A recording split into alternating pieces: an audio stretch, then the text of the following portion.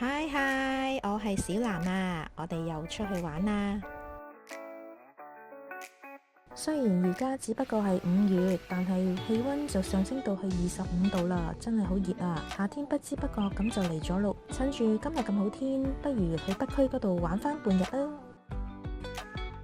今日先嚟到北區公園呢度行一下，由東鐵綫嘅上水站波二出口向前步行大概15分鐘到啦，咁就抵達噶啦。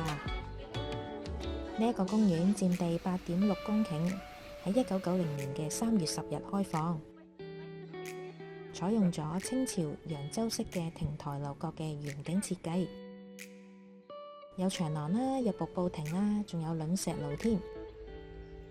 記得上年秋天都嚟過啊，呢度嘅秋色都好靚噶。第二站就嚟到石湖墟中心啦。沿途經過見到有鋪頭養咗2隻加拿大母毛貓喎，你睇幾得意？仲有呢一隻超有性格嘅鸚鵡。跟住我哋繼續行去到新長街嘅8月甜品屋，佢下晝2點鐘先營業㗎，我哋等到佢開門啦。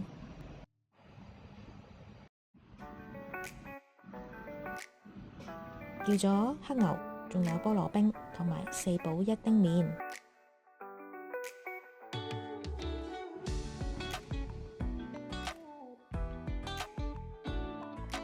最後一站就係轉乘79K 巴士嚟到介乎上水同埋粉嶺中間嘅懷舊景點，叫做坪輋壁畫村。喺九記士多落車，然後漫步入村，唔使10分鐘就嚟到見到蔡榮記士多啦。呢一度就係壁畫村嘅入口啦。好幾年前曾經嚟過呢一度，相比當年沿途嘅壁畫已經褪色咗咯。可能係因為好多人移咗民，或者日久失修啦。